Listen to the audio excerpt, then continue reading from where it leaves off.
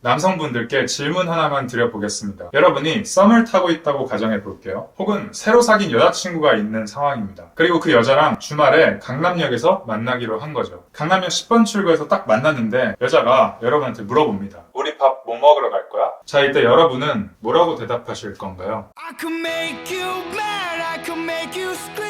자, 생각해 보셨나요? 제가 지금부터 두 부류의 남자로 나눠볼 테니까 본인은 어디에 더 가까운지 한번 체크해 보세요. A 부류의 남자는 뭐라고 하냐? 뭐 먹을래? 너 뭐 먹고 싶은 거 있어? 난 뭐 아무거나 좋아. 너 먹고 싶은 걸로 먹자. 라고 합니다. 그 다음 B 부류의 남자들은 뭐라고 하냐? 내가 다 찾아놨으니까 따라와. 일단 저쪽 건너편 골목으로 가야 돼. 자, 그러고 걸어가면서 또 이야기합니다. 내가 이 강남역 일대에 있는 모든 맛집을 싹 다 찾아봤거든? 네이버 지도랑 인스타로 한 50군데 정도 찾아봤는데 편집하다가 문득 노파심에 말씀드리는데 여기서 이 50이라는 수치는 상대와의 친밀도가 어느 정도 형성된 상태에서 농담할 수 있는 사이일 때 장난식으로 이야기하는 느낌입니다. 아직 좀 어색한 사이인 상대에게 이렇게 이야기하면 상대가 좀 무서워할 수도 있으니까 조심해 주세요. 일식, 중식, 한식, 양식, 고깃집, 장르별로 한 군데씩 뽑아서 괜찮은 곳 5개를 후보로 뽑아왔거든? 그리고 그 후보들 중에서 난 개인적으로 1, 2, 3순위는 여기인데 여기는 분위기가 좀 좋고 여기는 자리가 좀 편해 보이고 여기는 메뉴가 좀 독특하더라. 음식 맛은 기본적으로 다 좋은 것 같으니까 너가 한번 보고 골라볼래? 어차피 우리가 지금 가는 곳 쪽에 이거 3개 다 있으니까 가면서 천천히 한번 봐봐. 자, 이번엔 여성분들께 여쭤볼게요. 이 둘 중에 누가 더 좋으신가요? 자, 리드라는 건 딱 이런 겁니다. 알아서 다 찾아보고 본인의 선택지도 가져오고 그 다음 혹시 몰라서 상대한테도 선택권을 쥐어주는 배려까지 갖춘, 저는 이걸 완벽한 리드라고 생각하는데요. 이 리드를 잘하는 사람들은 어딜 가든 누구에게든 사랑을 받게 됩니다. 이건 남녀가 뒤바뀌어도 마찬가지예요. 물론 저는 남자가 리드할 줄 아는 게 훨씬 중요하다고 생각하는 편이긴 한데 여성분들이 리드하는 것도 굉장히 매력적일 수 있습니다. 그리고 이런 리드는 성향 차이조차도 상관이 없어요. 예를 들어 저 같은 경우는 어딜 가든 제가 무조건 무언가를 선택하고 고르는 걸 원하는 성향이란 말이죠. 누가 대신 골라주는 걸 별로 안 좋아해요. 근데 그런 저라도 만약 제 여자친구가 50개의 주변 맛집을 찾아보고 그 중에 음식 장르별로 5개의 후보를 추리고 또 그 중에 1, 2, 3순위의 선택지를 가져온다? 바로 혼인신고 박. 왜냐면 이게 단순히 맛집을 골라온 게 문제가 아니라 하나를 보면 열을 안다고 이 행동 하나만으로도 이 사람의 사고방식과 생활방식 그리고 삶을 대하는 태도가 어느 정도 보이는 거거든요. 이 사소한 거에 있어서 리드 한번 잘하는 것만으로도 이 사람에 대한 신용도가 올라가는 겁니다. 친구들이랑 만날 때도 마찬가지예요. 어디 놀러 갈 때, 여행 갈 때도 마찬가지고요. 심지어는 직장에서 일할 때도 이 리드하는 게 정말 중요합니다. 예를 들어 직장 상사나 대표가 나한테 뭔가 일을 시킨다고 해볼게요. 그러면 그냥 단순 반복 업무이거나 정답이 정해져 있는 일도 있겠지만 대부분의 일들은 정답이 없고 여러 가지 옵션이 있습니다. 수많은 업체 중에 어떤 업체랑 거래를 할지 정해야 되는 경우도 있고 제품 제조를 맡길 공장은 어디로 선정할지 상품의 상세 페이지는 어떤 내용을 어떻게 쓸지 마케팅 대행은 어디에 맡길지 광고는 어디 채널에 얼만큼씩 비용을 분배해서 집행할지 이런 식으로 정답이 없고 수백 가지 선택지가 있는 일들이 정말 많죠. 자, 이럴 때는 어떻게 해야 될까요? 제가 예전에 한 선배 회사에서 일했던 스토리를 들려드릴게요. 제가 일했던 곳이 이제 이런저런 제품을 판매하는 회사였는데 어떤 제품은 해외 브랜드를 수입해서 올리브영에 입점시켜서 1위 제품을 만들기도 하고 지금도 그 제품이 1위를 하고 있더라고요. 아무튼 그 회사에서 대표님이 고급 디퓨저 제품을 직접 하나 만들려고 하셨어요. 그래서 저한테 시키셨던 일이 뭐였냐면 여러 가지가 있었는데 그 중에 향료, 디퓨저에 쓸 향료를 어디에서 공수받고 어디에서 제조할 것인지 그 업체를 선정해와라. 이게 제 미션 중 하나였습니다. 근데 그때 제가 완전 어리고 경험도 없는 사회 초년생, 사실상 대학생이었어서 그때 어떻게 했냐면 막 PPT로 이 업체 저 업체 쭉 정리해서 리스트업을 해온 거예요. 그래도 열정 하나는 넘쳤어가지고 막 전화도 하고 찾아가서 미팅도 하고 하면서 이런저런 향료에 관한 정보도 알아보고 해서 각 업체별로 특징을 막 정리해서 PPT로 만들어서 가져온 거죠. 그래서 이제 제 나름대로 자신감을 차서 그 PPT를 들고 들어가서 이제 보고를 하는데 그 선배가 중간에 딱 끊고 이렇게 말씀을 하시더라고요. 잠깐 타오선가 그래서 어떤 업체를 하라고. 그래서 저는 이제 당황해서 뭐라 그랬냐면 네? 그건 이제 리스트업 보시고 대표님이 고르시면 됩니다 라고 했죠. 그랬더니 그 선배가 딱 뭐라고 했냐면 타오선가야 그게 너의 일이야. 내가 이걸 다 볼 시간이 어디 있니? 너가 이 중에서 골라와야지. 그래서 저는 그때 벙쪄서 솔직히 말씀드리면 그러고도 뭐가 잘못된 건지 그때는 잘 몰랐어요. 아니 이걸 왜 나보고 고르라고 하는 거지? 뭐 이렇게 생각했던 것 같습니다. 근데 제가 지금 사장의 입장이 되고 나니까 이제는 조금 알겠더라고요. 그 선배는 결국 제가 리드하기를 기대했던 게 아닐까 생각합니다. 그리고 실제로 그게 제가 지금까지 본 진짜 일 잘하는 사람들의 특징이더라고요. 대표님, 제가 100개의 향료 업체를 전부 조사했습니다. 그리고 단가, MOQ, 향료 퀄리티, 업체 신뢰도, 위치 등등 해서 8가지 기준에 따라 100개 업체를 전부 비교해서 A, B, C, D, E 5개 업체로 후보를 좁혔고 종합적으로 봤을 때 그중 제가 생각하는 최고의 업체는 A입니다. 근데 대표님이 원하시는 게 따로 있을 수 있어서 나머지 B, C, D, E도 특징을 다 정리해놨으니까 한번 확인해 보셔도 좋을 것 같습니다. 그리고 혹시라도 나머지 95개의 옵션이 궁금하시면 여기 브로그로 다 빼놨으니까 이거 참고하시면 됩니다. 자, 이렇게 했으면 아마 그 선배도 바로 오케이 했을 거라는 생각이 듭니다. 제 직원이 만약 이렇게 일한다?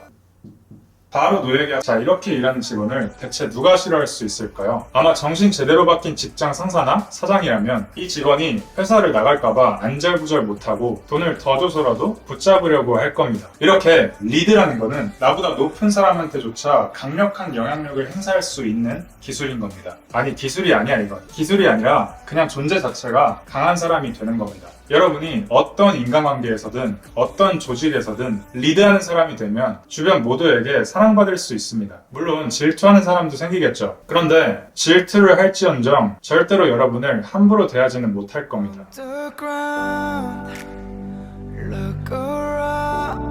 자, 이런 식으로 리드라는 건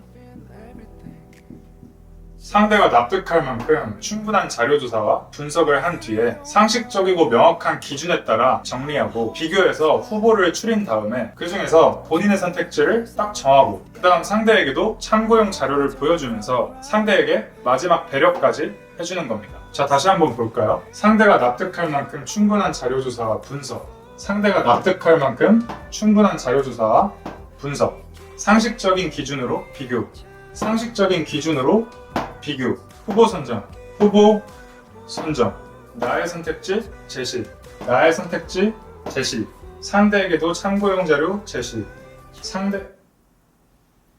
상대에게도 참고용 자료 제시. 자, 이렇게 하면 상대 입장에서는 여러분이 얼마나 신뢰가 가고 매력적이고 센스 있게 보일까요? 학교에서 이런 거 알려주나요? 이런 거 알려주는 사람 봤나요? 아무도 우리에게 이런 걸 알려주지 않습니다. 뭐 뜬구름 잡는 이야기를 해주는 사람들은 많죠.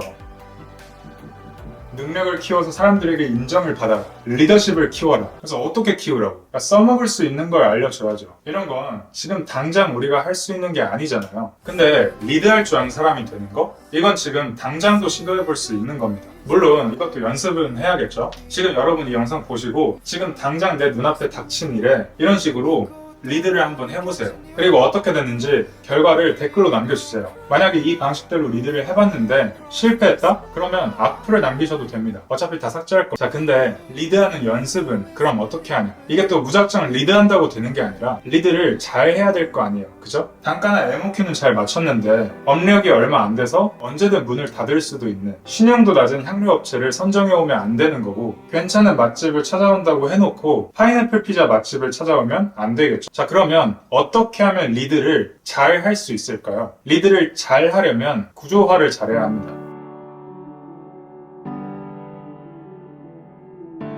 머릿속에 든 건 많은데 전달을 잘 못하는 사람들이 있습니다. 본인은 똑똑한데 잘 가르치지는 못하는 사람들도 많죠. 저는 그게 구조화가 잘 안 되어 있어서 그런 거라고 생각하거든요. 필기체 잘 쓰죠? 네, 그냥 쓸게요. 저번 영상에서 이런 댓글들이 정말 많이 달렸어요. 개인적으로 이럴 것이다 라고 막연하게 머릿속에만 있었는데 시원하게 설명해 주신 것 같아 좋네요. 뭔가 두루뭉실하게 느끼고 생각하던 것들이 명확하게 정리되는 쾌감.